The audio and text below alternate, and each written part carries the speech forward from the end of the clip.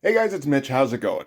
Well, we hit some different kind of territory last week. We hit all sorts of books we haven't really touched on before, such as Mike Grell's John Sable, Paul Smith's Leave It to Chance. We even hit John Byrne's Superman. That's the second Superman book I've ever even touched. And the first one was only because it was terrible. This time we're going to go back to our roots. We're going to touch on a 1991 book with a forgettable main character that people probably think back on fondly for some reason. We're looking at DARKHAWK #1 today. Yes, I pronounced that correctly. So just before we get into it, if you enjoy the channel, if you feel like you might want to help out a little bit, go subscribe to my Patreon. Links are in the description, gives you early access to everything I do, helps out the channel, helps to buy new comics. So this is around the time that Marvel is flooding the market with all sorts of new #1s. I mean, this isn't exactly a new strategy. #1s generally get a decent amount of attraction, if only because it's a jumping on point. Like around this time, Uncanny X-Men is in the 260s. Action Comics might be nearing issue 700. I don't know. How do you know when to jump onto those books? At least with a #1, you know you're getting something you're supposed to be getting the beginning of. So we got Nomad #1, New Warriors, Ghost Rider, X-Force, Sleepwalker. I've done videos on most of these books, by the way. Fool Killer, Deathlock, and DARKHAWK. And at least on some of those books, they're bringing back a character that they think might have some cachet, or they've got some kind of idea. Like Sleepwalker wasn't a good comic in any kind of way. But, the editor who came up with it, at least he had an idea that he wanted to kind of flesh out, even if that idea was just Martian Manhunter. Props to the guy in the comments who pointed that out. DARKHAWK? No, not so much. DARKHAWK, they figured since most of the audience is going to be, guys in their teens, we need to get more books starring teens. So, again, see the previous list of #1s. And then we get this book here, which is basically just, hey, Mike Manley, come up with a cool looking superhero and we'll figure something out. And I mean, some props to Mike Manley. The look for DARKHAWK isn't particularly bad. There's far worse looking superheroes around this time. I mean, I can get back on ragging on Speedball if you like. Although I'm aware he came out much earlier, I don't care. He still looks friggin' terrible. So the deal with DARKHAWK, as far as I can tell from the Wikipedia entry, is that there's these mystic gems, and if you grab the mystic gem and you think real hard, your body switches with this android body that's like on a spaceship in subspace, and you can control the android body with your thoughts. That's at least what I remember. Who's to say nobody remembers DARKHAWK anymore? And we're not going to get any of that in this book. I don't think we get that for quite some time, actually, in this series. All we get is the mystery of a kid finding a magic amulet and turning into a superhero. So let's get into it. We can start with the cover. It's not a bad looking cover, like the design anyway. You want to showcase this pretty decent character design that you got going on. And he's, framed well enough by the figures around him. The only problem with this cover is the colors. I don't know who colored this thing, but it is muddy as shit. Ew. Sorry, that was kind of unintentional. And I didn't realize where that was going until right before I was about to say it. The DARKHAWK costume itself, I'm so close to just calling him DARKHAWK every time, because I was thinking about the Wildcats theme, only substituting in DARKHAWK every time. And by the time I got through the whole thing, DARKHAWK, DARKHAWK, and you get to the end, and it's just DARKHAWK, DARKHAWK, DARKHAWK. But yeah, the DARKHAWK character, he's all in black pretty much, or, variations on very dark colors. Blacks, very dark blues, dark purples, and some teal, which is fine. There's no reason not to do a mostly dark superhero, particularly in 1991. But what you got to do is you got to surround that figure with light. Like Mike Manley left a spot. He framed the character. This should have been like up here, like very light yellow, something like that. But they didn't. They put like chocolate pudding behind him. And now all of a sudden, this is the muddiest cover I've ever seen. Yeah. Anyway, so we're going to start things off with an opening poster. Not a splash, which is not something we see very often. No overdramatic narration, which, I mean, maybe I've just read too many Brigade books. But you just flip to this and you go, am I just supposed to look at the picture? It's an okay picture. So we get our credits. DARKHAWK created by Tom DeFalco and Mike Manley. So just draw me a costume, Mike Manley, and I will make up a teenager for him to become. Written by Danny Fingeroth, which is interesting. Not a credit you see very often in the early 90s, apart from, I think, on Amazing Spider-Man. Mike Manley doing both pencils and inks. Joe Rosen doing the lettering. Joe Rosas doing the coloring. Rosen and, okay, there's a couple of Joes there. I was thinking, like, usually Joe Rosas is okay on colors, and now I'm thinking maybe I was thinking Joe Rosen. Anyway, the poster is okay. It's not a particularly great splash. You know, the pose isn't very dynamic at all, really. I do like the way he's doing all the shadows. Like, there's a lot of room for black in the costume itself, which is pretty great. Decent looking buildings in the background. Nothing too strenuous, really.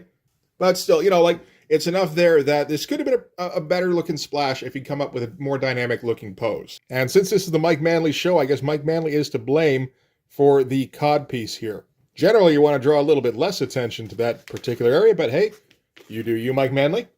All right, so then we're going to open things up on another splash. Like, this feels completely unnecessary now. Unless we just, you know, we were off by a page in terms of the script and didn't realize it until we were about to go to press and then went, shit, Mike, come up with a poster real quick. We'll stick that in the front. Why stick it in the front? Stick it in the back. This could have been the opening splash. That would have been fine. That's a better looking shot.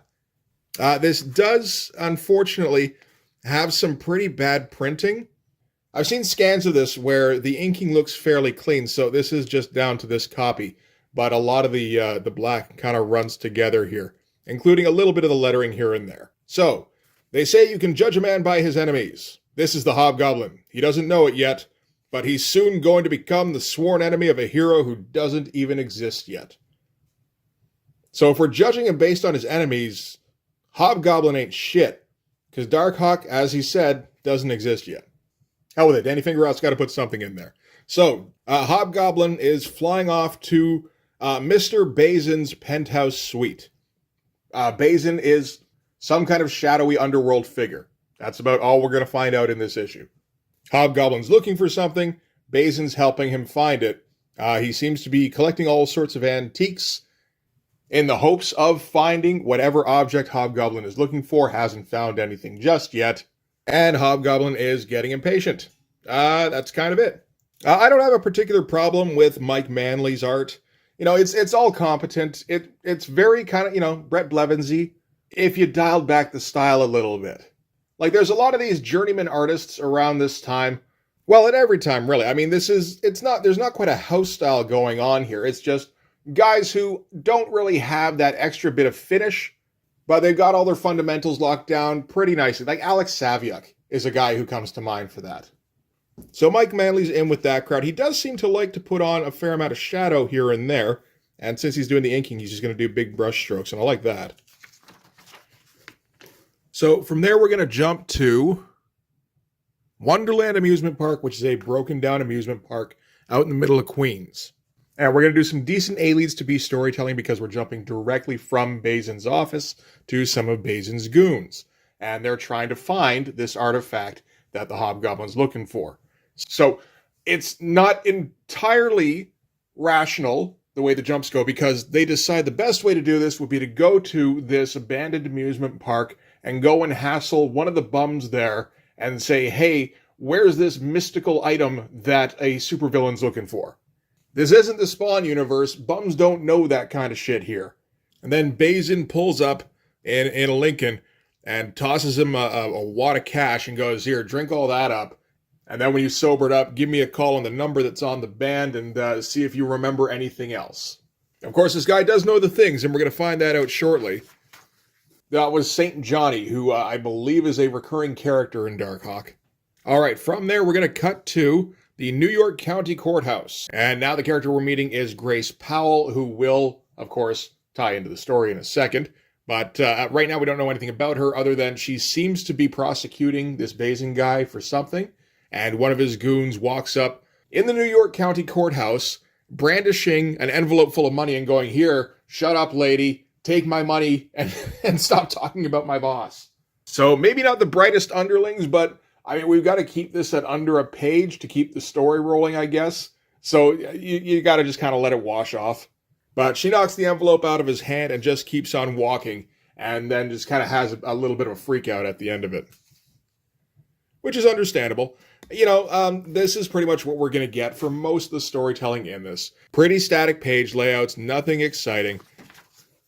Maybe a bit more when the action picks up towards the end. I guess we'll have to see at that point.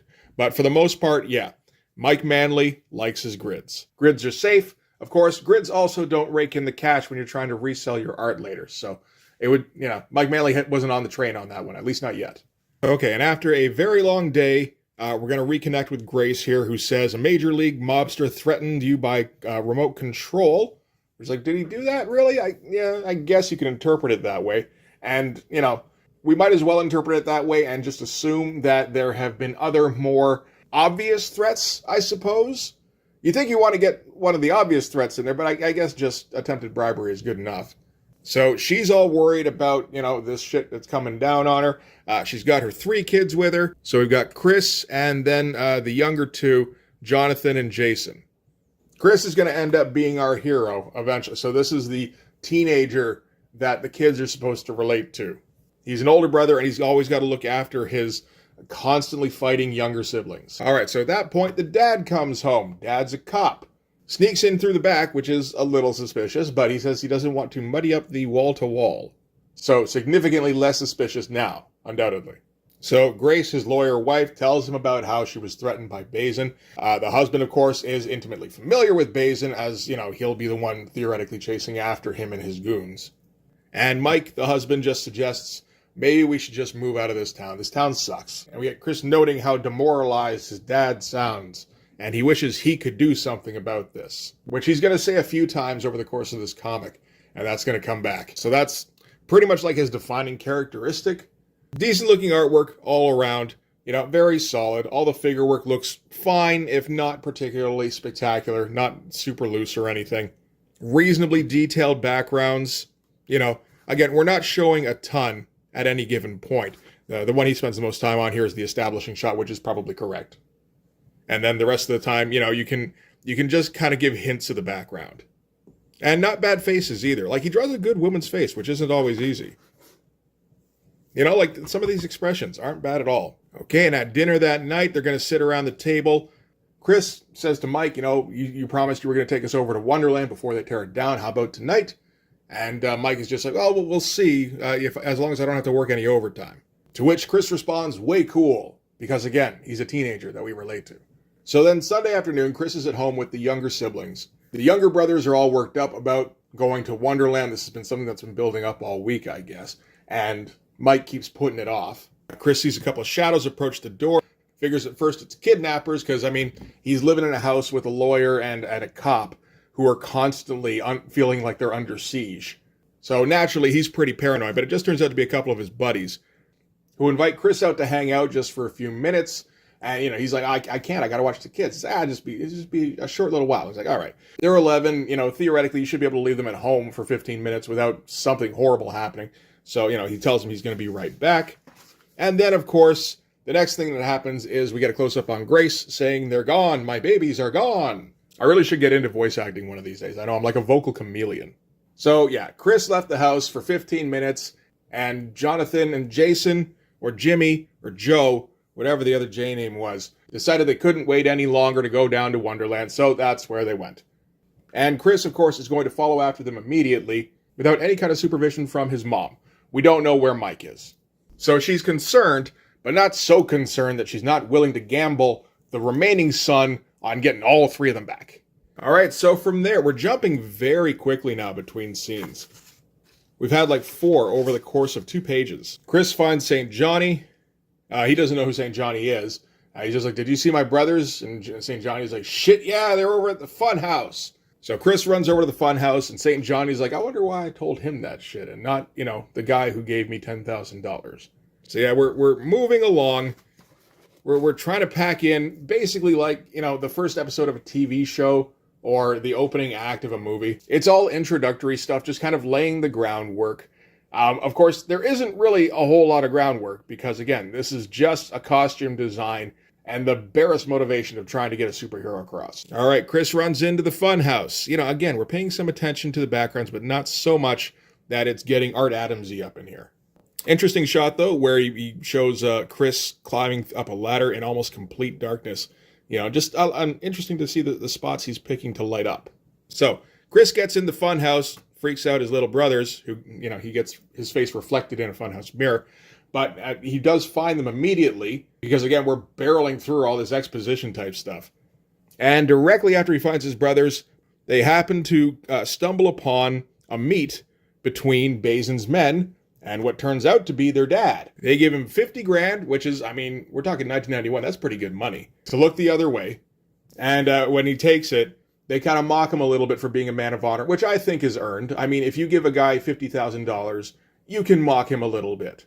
Mike doesn't like that, though, so he's going to take a swing at the guy who said that, and then everybody's going to get in on trying to kick Mike's ass. So I think we can all see why Mike didn't make detective. He's not very good at reading the room. And Basin's men are saying how they're going to, just flat out execute him. And that's when one of the J kids jumps in to try and save the day. Basin's men then say they're going to have to execute both of them because, they're completely amoral killers, so we don't have to worry about what happens to them. And that's when Chris jumps in, knocks the guy's gun hand away, and, gives them just enough time for the J kids to go running off, throws the money up into another guy's face to distract him, and then runs off into the darkness, catching up with the J kids, and the three of them smash through some of the rotted floorboards. Again, Mike Manley liking to throw in a whole bunch of shadow in some of these pages. It's interesting because I always kind of associate this book with Sleepwalker. They both came out around the same time, really. And they seem to be part of the same editorial missive to just, get more #1 books out there. And so I can't really help comparing Mike Manley's style to Brett Blevins. And I can imagine how Brett Blevins would have drawn this with far less shadow, far more clean lines, leaving it up to the colorist to just do everything like light blue. So we know that we're in darkness, but no, Mike Manley likes a lot more black on the page, I think. So having momentarily gotten away from the gangsters, Chris and the little J kids walk a little further in where they've found. And it turns to be basically a storeroom for the funhouse. The gangsters start catching up, though. They notice them through another rotten part of the boards, I guess. And Chris shoves his little brothers inside a closet so that he can try and stave off the mobsters, or, just basically make him think that it's not worth going after him. So from a story perspective, all of this makes sense. It's all reasonably logical. For the most part, there's a couple of kind of leaps you have to make here and there, but nothing very egregious. The only problem with this, of course, is that it's not particularly exciting. It's not suspenseful, and it sure as shit isn't cool. So to fend off the mobsters, Chris tries basically throwing shit at them, and then shoving a giant metal cabinet on top of them, which works for a second, and then he goes back to looking for stuff to throw, finds this amulet, because of course he does, right? And this, of course, is what the hobgoblin was looking for. He picks that up to throw at the mobsters, thinks to himself, I wish I had the power to deal with them, and that seems to be the trigger, which turns him into DARKHAWK. So we finally get a pretty cool shot of our main character here, with an interesting effect around him. Anyway, there was like a whole bunch of spatter going on there. Again, the only problem is the colorist didn't get the note that this didn't all have to be in blues and grays. So what happens, the figure gets completely washed out by everything around him. Honestly, the spatter didn't help either that much. There's so much black in the costume, it all just kind of meshes together. Which is a shame, because that shot isn't bad, really. Even gave him some speed lines and everything. Like, hey, good for you. All right, so now he's going, what the heck is this body? And it's like you get the feeling like he realizes that this isn't him. He hasn't been transformed. He's basically just switched places, but for some reason he still has control of this thing. And we're going to get some demonstration of his abilities. The mobsters start trying to push off the metal cabinet that's still on top of them, and he shoots out a big old laser blast from his chest and picks up some debris from nearby and tries to come up with a cool line to say, and settles on, here guys, have a big metal object. And I assume the thinking there is this kid is dumb and he can't come up with good lines. Figure looks nice, like the pose here. Like you get that strength, like he's just, settled some weight on himself. Still got that codpiece going on too. So Chris has decided that he has to come up with a cool name for this character, and he decides on Edgeman. So big Mega Man fan. Again, I think just highlight the fact that this is a dumb kid and, can't come up with good shit on the fly. All the mobsters jump on him. They try and, choke him out, but he tosses them off fairly easily. The action here is, okay. Nothing that looks great, but it's all fairly competent, and, nothing looks too stiff, at least. That's something.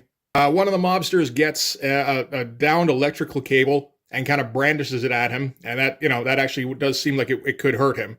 So he tries to stave the guy off with another power blast from his chest, but his aim is shit, and he doesn't really get anywhere near him, and the mobster starts backing him into a corner.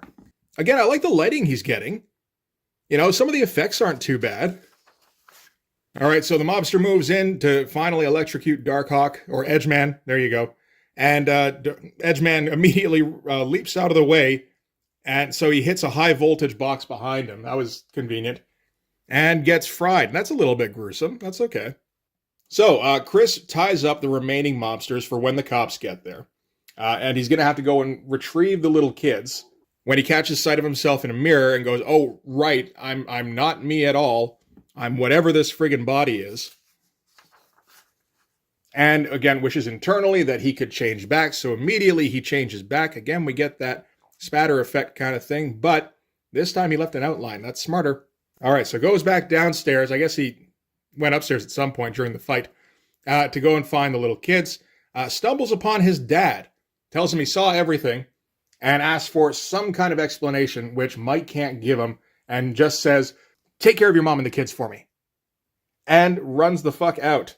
And Chris trips and falls on his face. So, okay, abandonment, why not? Chris runs outside to try and catch him, but he's already gone, so then he goes back inside to rescue the irritating little kids. Like, they really are irritating. You never want little kids in one of these things. And on their way out, Chris spots the amulet again. Earlier on, when he changed back to his regular body, he threw it away, just like, okay, that's, like, once is enough. But now that his dad has abandoned him and the kids, he's like, well, maybe twice is enough. So the next day, eventually, Chris is able to get back to Wonderland. But by then, the place has finally been cleared to be demolished. Oh, so that was, again, inconvenient timing, I suppose. Nice background stuff, though. A lot of detail in there. A lot of textures. So now Chris has no way of finding out more about the amulet. But St. Johnny comes up behind him and mutters things about a DARKHAWK. And when Chris turns around, St. Johnny is gone. All very mysterious.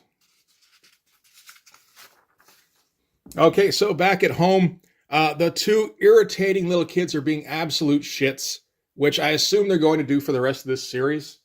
The mom gets a phone call in the middle of it, which is from one of Basin's associates, saying again, lay off of Basin. And Chris tries to comfort her, but now he has, the power to maybe do something about this. And then we get one last page here with Basin and the Hobgoblin talking about how, when Basin sent out his men, they encountered somebody that was a being of great power, and not just one of the 3,000 superheroes living in New York in the Marvel Universe. So Hobgoblin says that he's going to go investigate that shit. Chris turns into DARKHAWK in his room just to prove that he can still do it. And that's, I guess, setting up the next issue. So, yeah. That's it for DARKHAWK number 1. Kind of a mixed bag, I guess. It's an awful lot like Sleepwalker number 1. Competently executed. Decent enough story, although probably the Sleepwalker story was a little bit better. Not bad art, really, at all. Like, I'm not super familiar with Mike Manley. I just know, he's pretty good. If he keeps going heavy on the shadow like this, that's maybe something worth following. But, the biggest problem probably is your lead character who just thinks like a dumbass. Which is, excusable somewhat. He's young. He's a teenager. That doesn't mean you want to keep reading that shit. Maybe if you're 13 years old. I don't know. It might be you might relate to it a bit more at that point. It ain't the worst thing. It's certainly not the best. It stuck around for like 50 issues, so did better than Sleepwalker in that regard, at least. But yeah, definitely not worth following up on, in my opinion. Anyway, that'll do it for DARKHAWK number 1. I think we'll stick with the 90s at least for tomorrow's video, because that ought to be nice and terrible. But for this one anyway, that's going to do it. Thanks very much for watching. If you like this video, please hit like, hit subscribe, hit the notifications so you know when the next one's coming out. Go over and subscribe to my Patreon. It gives you early access to everything I do, from the Blood Force stuff to the YouTube videos, before they get uploaded to YouTube, as well as some Patreon exclusive content. You can also follow me on Instagram and DM me there for commissions, and you can join the Blood Force Discord server. But yeah, that's going to do it. Thanks again for watching, guys. I'll see you in the next one. Bye-bye.